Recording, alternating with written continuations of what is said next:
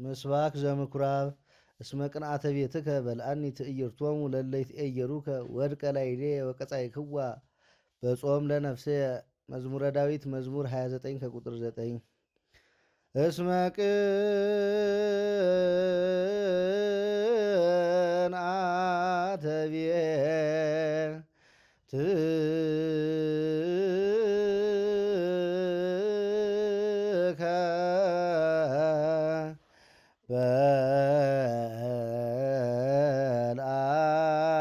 በልአኒ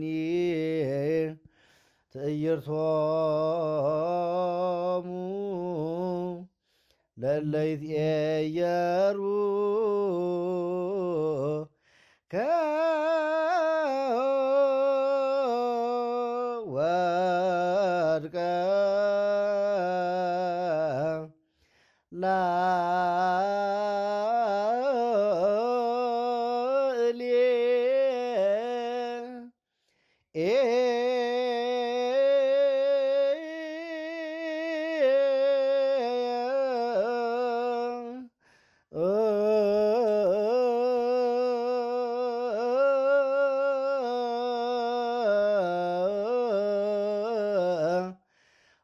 ወድቀ ላዕሌ ወቀጻእክዋ በጾም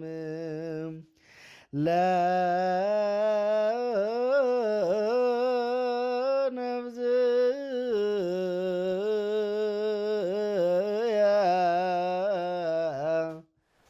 በስመ አብ ወወልድ ወመንፈስ ቅዱስ አሐዱ አምላክ አሜን። በስመ አብ ወወልድ ወመንፈስ ቅዱስ አሐዱ አምላክ። በስመ አብ ወወልድ ወመንፈስ ቅዱስ አሐዱ አምላክ። እግዚአብሔር የሚወዳችሁ እንደ ሐሳቡ የተጠራችሁ የእግዚአብሔር ቤተሰቦች እንደምን ዋላችሁ? ይህን ሚዲያ ሁሉ የምትከታተሉ በተለያየ የዓለማችን ክፍል ያላችሁ ሁላችሁ እንኳን ለምኩራብ ሳምንት አደረሳችሁ። ይቺ ሳምንት የአብይ ጾም 3ኛ ሳምንት ተብላ የምትጠራ ምኩራብ ተብላ የምትጠራ ሳምንት ነች። እንግዲህ ስያሜዋን ያገኘችው የቤተ ክርስቲያናችን ሊቅ ከሆነው ከቅዱስ ያሬድ ነው። ቅዱስ ያሬድ 8ቱን የአብይ አጽዋማቶች 8 ቦታ ላይ ከፍሎ 8ቱን ሳምንታት ከፍሎ ለእያንዳንዳቸው ስሞችን ሰጥቶ የምንገለገልበት ምኩራብ ብለን የምንጠራው ሳምንት ነው ማለት ነው። እንግዲህ በዚህ ቀን ምን ይታሰባል ወይንም ደግሞ በዚህች ቀን ምንድነው የምንማረው የሚለውን ነገር ጥቂት ለመዳሰስ ያክል እንሞክራለን። በማቴዎስ ወንጌል ምዕራፍ 21 ቁጥር 12 ላይ ያለውን አንድ ኃይለ ቃል መዘን በዚህች ላይ ለተወሰነች ሰዓታት እንቆያለን ማለት ነው። ቃሉ እንዲህ ተብሎ ተጽፏል። ኢየሱስም ወደ ቤተ መቅደስ ገባና በመቅደስ የሚሸጡትንና የሚገዙትን ሁሉ አወጣ። የገንዘብ ለዋጮችንም ገበታዎች፣ የርግብ ሻጮችንም ወንበሮች ገለባበጠ ተብሎ የተጻፈውን ቃል ከፋፍለን እናየዋለን ማለት ነው። እንግዲህ ቃሉን እንደተረዳነው ከሆነ ኢየሱስ ክርስቶስ ወዴት ገባ ነው የሚለው? ወደ ቤተ መቅደስ ገባ። ሲገባ ያገኘው ነገር እንግዳ ነገር ነው እና እዛ ጋር ኢየሱስ ክርስቶስ አንድ እርምጃ እንደወሰደ እንመለከታለን። አስቀድሞ ግን ኢየሱስ ክርስቶስ ከየት ነበር የመጣው የሚለውን ማየት ያስፈልጋል። ኢየሱስ ክርስቶስ አስቀድሞ የመጣው እንግዲህ በማቴዎስ ወንጌል ምዕራፍ 21 ከቁጥር 1 ጀምሮ ስንመለከት ሆሳዕና በአርያም የዳዊት ልጅ በእግዚአብሔር ስም የሚመጣ የተባረከ ነው እያሉ ሕፃናት፣ አይሩግ፣ ሽማግሌዎች ሁሉም ነጠላዎቻቸውን ልብሶቻቸውን እያወለቁ ዘንባባ ዝንጣፊን ይዘው እያነጠፉለት ኢየሱስ ክርስቶስን በታላቅ ድምቀት ነበረ የተቀበለችው። ኢየሱስ ግን በወቅቱ በዛይ ሰዓት ላይ ያለቅስ ነበረ ይላል መጽሐፍ ቅዱስ። ለምንድን ነው? ጽዮን የተባለች እቺ ከተማ ንጉሷን የማታውቅ ማን እየመጣ እንደሆነ ያልተረዳሽ ከተማ ስለነበረች አለቀሰላት ይላል ኢየሱስ ክርስቶስ። ያንን አጀብ ተከትሎ ነበር ክርስቶስ ወደ ኢየሩሳሌም የገባው። ወደ ኢየሩሳሌም ከገባ በኋላ ታላቅ ንውጽውጽታ ነበረ ይላል መጽሐፍ ቅዱስን ስንመለከት። ህዝቡ በታላቅ ድምቀት ይጮህ ስለነበረ አንዳንዶችም ማን እንደመጣ ግራ ተጋብተው ነበረ ይላል። ኢየሱስ በአህያና በአህያይቱ ውርንጭላ ላይ ሆኖ ወደዛች ከተማ ከገባ በኋላ በወቅቱ የነበሩት ጸሐፍት ፈሪሳውያን ኢየሱስን በተመለከቱ ጊዜ ከፊት ለፊቱ ቆመው ጠበቁት። ኢየሱስም ወደ እነርሱ ወረደና ወደ ቤተ መቅደስ ለመግባት በፈለገ ጊዜ ሕፃናቶቹን ዝም አስብላቸው ከተማውን እየረበሹ ነው የሚል ቃልን ተናግረውት እንደነበረ እንመለከታለን። ኢየሱስም ምን አላቸው ይላል መጽሐፍ ቅዱስ እንደሚናገር እነርሱ ዝም ቢሉ እንኳን የቢታንያ ድንጋዮች አንደበት አውጥተው ያመሰግኑኛል። አስቀድሞ በዳዊት በአባታቸው በዳዊት የተጻፈውን የትንቢት ቃልም ጠቀሰላቸው። ከሕፃናትና ከሚጠቡ አፍ ምስጋናን ለራሱ አዘጋጀ ተብሎ የተጻፈው ለማን እንደሆነ አታስተውሉ ምን አላቸው ይላል። እንግዲህ ተመልከቱ፣ እነዚህ ዝም ቢሉ እንኳን ድንጋዮች ያመሰግናሉ። ድንጋዮች ባያመሰግኑ ሕጉን እናውቃለን፣ የሙሴን ሕግ በደንብ ጠንቅቀን እናውቃለን፣ ጸሐፍት ነን፣ ፈሪሳዊ ነን የሚሉ ሰዎች ዳዊት ይህንን ለማን እንደተናገረው እንኳን አልተረዱም ነበርና ሕፃናቶችን ዝም አሰኛሉት ይላል። ኢየሱስ በታላቅ ድምቀትና አጀብ ነበረ ወደ ቤተ መቅደስ የደረሰው። በዚህ ጊዜ ግን ከዚያ ወርዶ ወደ መቅደስ ሲገባ ግን ያየው ነገር ፍጹም የተለየ ነበረ። ውጪ ሕፃናቱ ያመሰግኑታል፣ ውጪ አይሩጎች ያመሰግኑታል። ቤት ውስጥ ያሉ ሰዎች ግን ያደርጉት የነበረው ሌላ ነገር ነበረ። ንግድ ይዘው ነበረ፣ ነጋዴያን ሆነዋል። ከብት የሚነግድ ይበዛል፣ በጎችን የሚነግድ ነበር፣ በሬዎችን የሚነግድ ነበር። መጽሐፉ እንደሚል እርግቦችን የሚሸጡላ ነበረ። የሁሉንም ገለባበጠ ይላል መጽሐፍ ቅዱስ። ቤትስ ተሰመይ ቤተ ጸሎት ቤትስ የጸሎት ቤት ተብላ ትጠራ ነበረ፣ እናንተ ግን የወንበዴዎች ዋሻ አደረጋችኋት አለ። ጅራፍን አነሳ፣ መጀመሪያ የሚነግዱትን ገረፈ። ከዚያ ደግሞ ምን አደረገ? የሚሸጡ የነበሩትን ነገሮች ገለባበጠ ይላል። አሁን በመጽሐፋችን ላይ ወይንም ደግሞ በትምህርታችን ላይ ላየው የወደድኩት ቃል እነዚህን ሶስት ነገሮች ነው። መጀመሪያ ማን አለ? ገራፊ አለ፣ ኢየሱስ ክርስቶስ አለ። ሁለተኛ ማን አለ? ነጋዴያን አሉ፣ ተገራፊዎች አሉ። ሶስተኛ ማን አለ? የሚሸጡ አሉ፣ እዛ ጋር የተገለባበጡት። እነዚህን ከፋፍለን ለማየት እንሞክራለን። ኢየሱስ ክርስቶስን ተመልከቱት። መጀመሪያ የመጣው እንዴት ነበር? ሲመጣ ከመነሻ እንዳየ ነው በታላቅ አጀብ፣ በታላቅ ደስታ፣ እጅግ ባማረ ዝማሬ። መሬት ልትረግጥ አይገባም፣ እንኳን አንተ የተቀመጥክባት አህያ ልትረግጥ አይገባም በሚል እጅግ ደስ በሚል ዝማሬ ምንጣፍ ተነጥፎለት ነበር ክርስቶስ ወደዛች ከተማ የገባው። ተመልከቱ። ኢየሱስ ግን ከዚያ ወርዶ ወደ ውስጥ ሲገባ ያየው ነገር ግን ደስ አላሰኘውም። ይህንን ምን ታዩታላችሁ ክርስቲያኖች? ዛሬ ስማቸው የገነነ እግዚአብሔር ከታች አንስቶ ላይ ያስቀመጣቸው ከየት እንደመጡ እያወቁ በከፍታ ውስጥና በሞቅታ ውስጥ የሆኑ ሰዎች፣ ሕዝብ አንቱ ያላቸው ሰዎች ወደ ዋናው ስፍራቸው ሲመጡ፣ ወደ ቤቱ ነው ክርስቶስ የመጣው። ወደ አባቴ ቤት ነው ያለው። ወደ አባቴ ቤት ነው ያለው የገባው።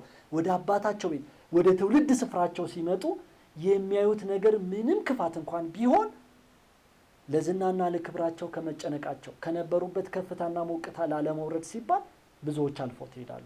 ችግሮችን እያዩ የሚያለቅሱ ሕፃናትን እያዩ ረግጠው የሚያልፉ፣ የሚያነቡ እናቶችን እያዩ ገፍተው የሚያልፉ ብዙ ባለስልጣናቶች አሉ። ክርስቶስ በአህያ ጀርባ ላይ ሲቀመጥ እንደመጣ ሁሉ ዛሬ በከፍታ ዓለማችን በፈጠረቻቸው ቴክኖሎጂ ላይ ተቀምጠው በአጀብ ሲገቡ የሕዝባቸውን ሐዘንና ደስታ የማያዩ የማይመለከቱ ወይንም ሰምተው የማይሰሙ ብዙ ሰዎች አሉና ከክርስቶስ ይህንን ልንማር ያስፈልጋል።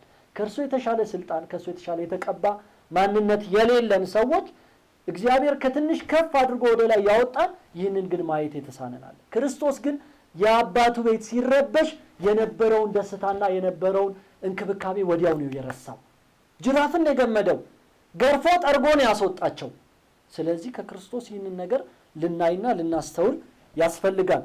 በሁለተኛነት የምናያቸው ሰዎች ነጋዴያንን ነው። ነጋዴያንን በቤተ መቅደስ ውስጥ ቁጭ ብለው የሚነግዱ። እዚህ ጋር በደንብ ልናስተውል የሚገባ የቤተ ክርስቲያን አገልጋዮች፣ ይህ እኛን ይወክላል። እግዚአብሔር ወደዚች ምድር ዳግም ሲመጣ የሚጀምረው ከቤቱ ነው። መጽሐፍ እንደሚል ማለት ነው፣ ከቤቱ ነው የሚጀምረው። አገልጋዮቹ ተገልጋዮችን መምራት ሲገባቸው መነገጃ ካደረጓቸው እግዚአብሔር አምላክ ደስተኛ አይሆንም። ጅራፍን ያነሳል፣ ቁጣን ይቀሰቅሳል። ዛሬ በሀገራችን ላይ ከፍተኛ የሆነ ችግር የሚመጣው ቤተ መቅደሶቻችን መጽዳት ስላልቻሉ፣ አገልጋዮች በአገልጋይነታችን ማገልገል ስላልቻለን ነው። ከአገልግሎቱ ይልቅ የእግዚአብሔርን ቤት የአባቱን ቤት ከማገልገል ይልቅ ንግድ ስለያዝንበት እግዚአብሔር አምላክ ተቆጥቷል። ብዙ ችግሮች እያየን፣ ታምራቶች እየጎደሉ፣ ሰዎች በእምነታቸው መጽናት እያቃታቸው ነው። በጎች እየተበተኑ ነው። ስለዚህ አገልጋዮች ጅራፍ ያነሳል እግዚአብሔር እጁ ረጅም ነው፣ የሚመጣበት ቀንም አይታወቅም። እንደ ሌባ እመጣለሁ እንዳለ በማቴዎስ ወንጌል ምዕራፍ 24 ላይ መቼ እንደሚመጣ አይታወቅም። በኢየሩሳሌም ድንገት መጣ፣ በምኩራብ ውስጥ ያሉትን ሁሉ በጅራፍ ገረፋ አጸዳቸው ነው የሚለው። በኃይል ይነሳል። በኋላ እኮ ሊሰቅሉት እጃቸውን ባነሱበት ጊዜ ምንም አልተናገረም። በዚያች ሰዓት ግን በቁጣና በኃይል ይነሳል። ቤቱ ሲበላሽ ማየት ስለማይችል መጽሐፍ ቅዱስ እኔ ቀናተኛ አምላክ ነኝና ተብሎ ተጽፏል። እግዚአብሔር ለክብሩ ቀናተኛ፣ በተለይም ለአባቱ ቤት ቀናተኛ አምላክ ስለነበረ ማለት ነው። በሶስተኛነት የምንመለከተውና ዋናውን ነገር ማየት አለብን። ተሻጮች ማለት ነው። የሚሸጡት የነበሩት ለሽያጭ በቤተ መቅደስ ውስጥ የቀረቡትን ንብረቶች እስቲ እንመልከታቸው ተራ በተራ። በጎች ነበሩ። በጎች የምዕመናን ምሳሌ ናቸው። መጽሐፍ ቅዱስን ማየት እንችላለን። ሐዋርያው ቅዱስ ጴጥሮስ ኢየሱስ ክርስቶስን አሳዝኖ 3 ጊዜ ክዶ ራሱን በእንባ አጥቦ በንስሐ ከመለሰ በኋላ ክርስቶስ ደጋሚ ወደ ጴጥሮስ ሲመጣ የተናገረውን ነገር ማየት እንችላለን። በዮሐንስ ወንጌል ምዕራፍ 20 ላይ ስንመለከት ጴጥሮስ ሆይ ትወደኛለህን አለው። ጌታ ሆይ እንደወደህ አንተ ታውቃለህ ብሎ መለሰ። በሁለተኛ ጊዜ ከመጠየቁ በፊት ግልገሎቼን ጠብቅ አለው። በሁለተኛ ጠየቀው። ጴጥሮስ ትወደኛለህ አለው። አዎ እንደወደህ አንተ ታውቃለህ አለው። ጠቦቶቼን ጠብቅ አለው። በሶስተኛ ላይ ትወደኛለህ ብሎ ሲጠይቀው ጴጥሮስ አዘነ ይላል መጽሐፍ ቅዱስ። ለምን? አስቀድሞ አው ያለ ጴጥሮስ ክዶታልና። ስለዚህ እንደወድ ጌታ ሆይ አንተ ታውቃለህ ሲለው በል በጎቼን ጠብቅ አለው። በጎች የተባሉት ምዕመናን ናቸው። ግልገሎች ሕፃናት ናቸው። ጠቦት የተባሉት ወጣቶች ናቸው። እኒህ ሊጠበቁ ያስፈልጋሉ። ዛሬ ግን በቤተ መቅደስ እየተሸጡ ያሉት እነዚህ ናቸው ማለት ነው። የበጎቹ ሽያጮች የቀረቡት እነዚህ ሰዎች በአገልጋዮች እየተቸበቸቡ ነው ማለት ነው። በተለያየ ምክንያት ክርስቲያኖች ከቤተ መቅደስ እያዘኑ እየወጡ ነው። በማን ምክንያት? በአገልጋዮች ምክንያት። በጎች እየተሸጡ ነው፣ እየተበተኑ ነው። ክርስቶስ ያንን ነው የተቃወመው መጀመሪያ። በሁለተኛነት ደግሞ የምንመለከታቸው አሉ በሬዎች። የበሬዎቹን በረት ፈታ፣ አባረረ፣ ገለባበጠ ነው የሚለው። በሬዎች የተባሉት ደግሞ ማን ናቸው? አገልጋዮች ናቸው። ምን አይነት አገልጋዮች? ሰባኪያን፣ መምህራን፣ ዘማሪያን። እነዚህም እየተሸጡ ነው በቤተ መቅደስ ውስጥ። እንዴት ማየት እንችላለን? በሬ ማለት በመጽሐፍ ቅዱስ ውስጥ ሐዋርያው ቅዱስ ጳውሎስ በአንደኛ ቆሮንቶስ ምዕራፍ 9 ቁጥር 9 ላይ ሲናገር የሚያበራየውን በሬ አፉን አትሰረው ተብሎ ተጽፏል። በእውነት እግዚአብሔር ስለ በሬዎች ገዶት ነው ይህን የተናገረው ይላል ሐዋርያው ቅዱስ ጳውሎስ። በሬ ማለት አገልጋዮቹ ናቸው። ያርሳሉ፣ ያጭዳሉ። ይህንን እየከመሩ እያሹ ለሚያገለግሉ አገልጋዮች አፋቸውን አትሰሯቸው፣ ሊገለገሉ፣ ሊበሉ፣ ሊጠጡ ይገባቸዋልና ይህ ስለኛ ተነገረ ብሎ ስለ ወንጌል ሰባኪያኑን እንደሆነ በሬ የተጠቀሰው እዛ ላይ ሲናገር እንመለከታለን። በቤተ መቅደሱ ዛሬ በሬዎች እየተሸጡ ነው። እንዴት ነው የሚሸጡት? አደባባይ ላይ ማይክ ስለተያዘ ብቻ ነገ እገሌ መምህር ስለሚመጣ እገሌ ዘማሪያን ነገ ይመጣሉ፣ ጉባኤው መድመቅ አለበት፣ ማንም ምዕመን እንዳይቀር ክርስቶስ ከመታየቱ ይልቅ ዛሬ ሰባኪያን ራሳችንን እያሳየን ስለተቸገርን እግዚአብሔር በቤተ መቅደስ ውስጥ ንግዱን ሊያስቆም ይፈልጋል። እኛ የተላክነው እግዚአብሔርን ልንገልጥ እንጂ እኛን ልንገለጥ አይደለም። መምህር ከኔ አንቱ እየተባሉ እየተጠሩ እግዚአብሔር ከሚታይበት አደባባይ ይልቅ መምህራኖች የሚታዩበት አደባባይ ጎልቷል። ሶስተኛው ደግሞ እናያለን፣ ርግብ ሲሸጥ እናያለን። ርግብ በቤተ መቅደስ ውስጥ ትሸጥ ነበረ በወቅቱ። እንግዲህ ርግብ የመንፈስ ቅዱስ ምሳሌ ነች። በማቴዎስ ወንጌል ምዕራፍ 3 ቁጥር 21 ላይ ስንመለከት መንፈስ ቅዱስም በርግብ አምሳል ወረደ ተብሎ ተጽፎ እናነባለን። ስለዚህ መንፈስ ቅዱስ በርግብ ይመሰላል። በመጽሐፍ ቅዱስ ውስጥ ይህንን እንደ ማስረጃ ካየን በምኩራብ ውስጥ ደግሞ ሲሸጥ ከነበረው አንዱ ርግብ ነው እና ኢየሱስ ክርስቶስም የርግብ ኮሮጆዎቹን ገለባበጠ፣ በተናቸውም ስንል እናያለን። መንፈስ ቅዱስ በዚያ በቤተ መቅደስ ውስጥ ይሸጥ ነበረ ማለት ነው እና መንፈስ ቅዱስን ደግሞ የሚሸጡ አካላት አሉ አሁንም ድረስ ማለት ነው። በምንድን ነው የሚሸጡት መንፈስ ቅዱስን? አንደኛ ቅባ ቅዱስ። ቅባ ቅዱስ ማለት በራሱ ቅዱስ የሆነ ቅባት ማለት ነው፣ የሚሸጥ አይደለም። እግዚአብሔር በነፃ የሰጠንን በነፃ እንድንሰጥ ነው የታዘዝነውም ራሱ። ፈውሶችን ተመልከቱ። ፈውስ ያደረጉ አባቶች በገንዘብ ሲተመኑ እናያለን። ሌላው መንፈስ ቅዱስ እንዴት ነው የተሸጠው? ዛሬ ሰባኪያን መንፈስ ቅዱስን ለመስበክ እግዚአብሔርን ትምህርት ለማስተማር በነፃ የተቀበልነውን ጸጋ ለማስተማር በገንዘብ የምንደራደርበት ሰዓት ላይ ደርሰናል። ይሄ መንፈስ ቅዱስን መሸጥ ነው። ዘማሪያን ለመዘመር የምንጠይቃቸው የምእመናንን ደሞዝ እያወቅን የምንጠይቀው ጥያቄ በሰርግ አገልግሎት ላይ በተለያዩ አገልግሎት ላይ መንፈስ ቅዱስ ዛሬ በይፋ እየተሸጠ ነው። ስለዚህ ኢየሱስ ክርስቶስ በምኩራብ ውስጥ እንዳይሸጥ ከከለከለው አንዱ ርግብ ነው። ርግብ ደግሞ መንፈስ ቅዱስ ነው። ዛሬ በአደባባይ መንፈስ ቅዱስ እየተሸጠ ነው ማለት ነው። ስለዚህ ይህንን የምንመለከተው ሶስቱ ሽያጮች የበግ ሽያጭ፣ የበሬ ሽያጭ፣ የመንፈስ ቅዱስ ሽያጭ የምናያቸው የምእመናን የሰባኪያን ወንጌልና ከዚያ የመንፈስ ቅዱስ ሽያጮች ናቸው። ክርስቶስ የአባቴ ቤትን የወንበዴዎች ዋሻ አደረጋችኋት ብሎ በወቅቱ ጅራፍን ያነሳው ለዚህ ነው። ምኩራብን ስናስብ መጀመሪያ ጭንቅላታችን ላይ ሊመጣ የሚገባውም ነገር ይህ ነው ማለት ነው። መንፈስ ቅዱስን መሸጥ ከሁሉ የከፋ ኃጢአት ነው። ስርየት የሌለው ኃጢአት ነው። ስለዚህ ክርስቲያኖች የመጨረሻው የሚሆነው ልንይዘው የሚገባው ማሳሰቢያና ዋናው ዓላማ እኛስ ምን ይጠበቅብናል? ተሻጮች የሆንን ስለ ተሻጭም አይደል እያወራን ያለ ነው። በግ የሆንን በሬ የሆንን ከዛ ደግሞ መንፈስ ቅዱስ ደግሞ አለ የምንሸጠው እኛ። ይህን ሁሉ ደግሞ ወደ ገበያው የምንወጣው ከነዚያ ልንገዛቸው ነጋዴያን ከሆኑ ልንገዛቸው የወጣነው ሰዎችስ ደግሞ ምንድነው ገዝተን መምጣት ያለብን የሚለውን ነገር ማሰብ ያስፈልጋል። የመጀመሪያው የሚሆነው የምንገዛው ምንድነው ነው። ትክክለኛ ልንገዛው የወጣነው ሐሳብ ምንድነው? ልናየውስ የሄድነው ማንን ነው? በመጽሐፍ ቅዱስ ውስጥ ክርስቶስን ከሚከተሉ ህዝቦች መካከል በአምስት ተከፍለው የምናያቸው የተለያዩ ህዝቦች እንዳሉ ይነገረናል። አንዳንዶቹ ደምግባቱን ሊያዩ ያማረ ደስ የሚል ደምግባት ስለነበረው ደምግባቱን ሊያዩ ይከተሉት ነበር የሚል ተጽፎ እናነባለን። አንዳንዱ የእጁን ታምራት ለማየት የሚከተል ነበረ። ታምር የሚወድ አለ። ዛሬ ብዙ ክርስቲያኖች ታምራትን ለማየት እያሉ በዛው ብን ብለው የሚጠፉ አሉ። ክርስቲያኖች ከክርስቶስ የማዳን ስራ ይበልጥ ይልቅ ታምር የለም። ዛሬ ሰው ሽባ ሲተረተር ስላየን አይደለም ክርስቶስን የምናመልከው። አይን የጠፋኝ ሲበራ ስላየን አይደለም ክርስቶስን የምናመልከው። ክርስቶስን የምናመልከው በዋጋ ስለተከፈለልን ነገር ነው። ስለ ደሙ ዋጋ ነው ክርስቶስን የምናመልከው። ከዚህ የሚበልጥ ፍቅር ለማንም የለውም ተብሎ ስለተጻፈው ፍቅር ነው ክርስቶስን ልናመልክ የሚገባው። ዛሬ ነጋዴያን የበዙት ገዢዎች ስላለን ነው። ገንዘብ ከፍለን መንፈስ ቅዱስን ለመግዛት የምንፈልግ ብዙዎች አሉ። ለዚህ ደግሞ በመጽሐፍ ቅዱስ ውስጥ ሐዋርያው ቅዱስ ጴጥሮስን መመልከት እንችላለን። የሐዋርያት ሥራ ምዕራፍ 9 ጀምሮ ስንመለከት አንድ ስምዖን መሰሪ የተባለ ሰው ነበር። እነ ጴጥሮስ ያደርጉት የነበረውን የማዳን ስራ፣ የፈውስ ስራ፣ የበረከት ስራ ተመልክቶ እርሱም እንደነሱ መሆን ፈልጎ ጴጥሮስን አስጠርቶ ገንዘብ ልስጣችሁና እኔም እንደናንተ እንደሆነ አድርጉኝ ብሎ ጠይቆ እንደነበረ እንመለከታለን። ጴጥሮስ ክፉኛ ነው የተናደደው። እዛ ጋር መንፈስ ቅዱስን በገንዘብ ልትገዛ የፈለግህ አንተ ብሎ ነው የተናገረው። መሰሪ ማለት በራሱ ክፉ ሰው ማለት ነው ትርጉሙን ስንመለከት። እና መንፈስ ቅዱስን በገንዘብ ለመግዛት የምትፈልጉ ክርስቲያኖች ማሰብ ያስፈልጋል። መንፈስ ቅዱስ በስጦታ እንጂ በግዢ አይገኝም። የትኛውም የምንገዛው እያንዳንዱ ቅባ ቅዱስ የምንገዛው እያንዳንዷ የመዳኛ መሳሪያዎች በሙሉ መንፈስ ቅዱስ የለበትም። በዚህ እርግጠኞች ልትሆኑ ያስፈልጋል። መንፈስ ቅዱስ መጀመሪያም በቅድስናና በስጦታ የሚሰጥ ስለሆነ ማለት ነው። ስለዚህ ክርስቲያኖች ቅባ ቅዱስ እንሸጣለን ከሌ ጋር እንደዚህ አንድ ብልቃጥ ግዙ ምናምን የሚባል ነገር በክርስቲያኖች ዘንድ የሚሰማ መሆን የለበትም።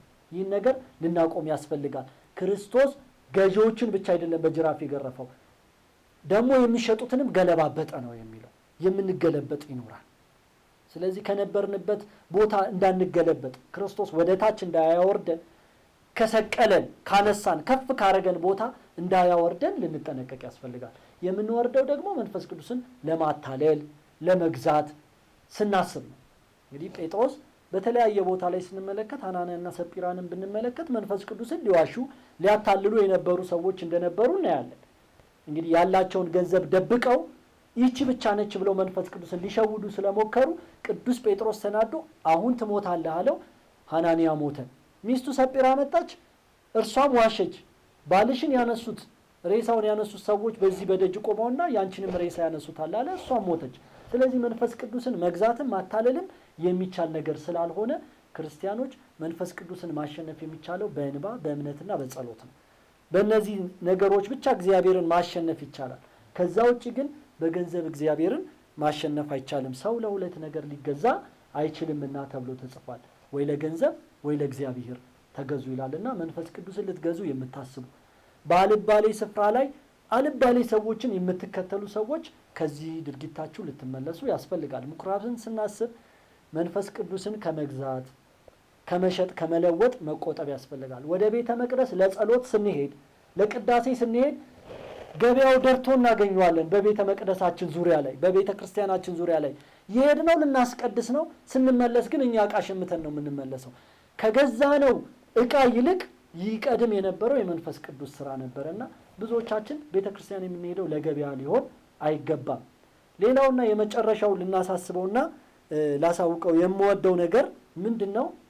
እኛ ካላደረገን ነጋዴያኖች በቤት ውስጥ ሊኖሩ አይችሉም። የምንከፍለው ነገር ሁሉ አያስፈልግም። በተለይ ደግሞ አገልጋዮች በእውነት እግዚአብሔር የማይወደውን ስራ አግልጠንና አግዝፈን እየሰራን ያለ ነው። ምንድነው የምንሰራው? ዛሬ መንፈስ ቅዱስ የሰጠንን በነፃ ክርስቲያኖችን እያሳዘንን ኪሳቸውን እየበዘበዝን እያራገፍን የምናገለግለው አገልግሎት እግዚአብሔር በእውነት ይቀበለዋል? እኛስ ምን አይነት ህሊና ነው የሚኖረንስ ደግሞ ብለን ልናስበው ያስፈልጋል። አገልጋዮች ክርስቲያኖች ስላመኑ ምስኪኖች የዋሃን ስለሆኑ ብቻ ገንዘባቸውን እየወሰድን ልናገለግል አይገባም። በነፃ የተሰጠንን በነፃ ልናገለግል ያስፈልጋል። መጽሐፍ ቅዱስ በማቴዎስ ወንጌል ምዕራፍ 10 ቁጥር 20 ጀምሮ ብንመለከት ሐዋርያትን 2 አድርጎ ላካቸው። ስትሄዱ ባዶ እጃችሁን ሂዱ፣ ወርቅም ብርም አትያዙ፣ ልዋጭ ልብስ እንኳን እንዲይዙ አልተፈቀደላቸውም። ሂዱ፣ ወደ ከተማ ሰላም ለእናንተ ይሁን ብላችሁ ግቡ። ሰላማችሁን የሚቀበሏችሁ ከሆነ ይበዛላችኋል፣ የማይቀበሏችሁ ከሆነ ግን ወየውላቸው። ከዛሽ ከተማ ስትወጡ የእግራችሁን ትቢያ አራግፋችሁ ውጡ። ለነዛ ሰዎች ከሰዶምና ከገሞራ ይልቅ የከፋባቸዋል ተብሎ ነው በመጽሐፍ ቅዱስ የተጻፈው። ምንም አትያዙ፣ ምንም ደግሞ አትቀበሉ ነው የተባለው እንጂ ያቀረቡላችሁን ብሉ ጠጡ ነው እንጂ ተደራደሩ የሚል የለም። ዛሬ ላይ መንፈስ ቅዱስም ላይ እየተደራደርን ስለሆነ እግዚአብሔር የምኩራብን ጅራፍ ዳግም እንዳያነሳብን ልንጠነቀቅ ያስፈልጋል። ምእመናንም ካልተገባ መንፈስ ቅዱስን ለመግዛት ከፍተኛ ገንዘብ በማውጣት የምናደርገውን ርብርብ ልናቆም ያስፈልጋል። ይህ የዕለቱ መልእክት ይሆናል። ያስተማረን የመከረን አምላካችን እግዚአብሔር ስሙ የተመሰገነ ይሁን። ቆየ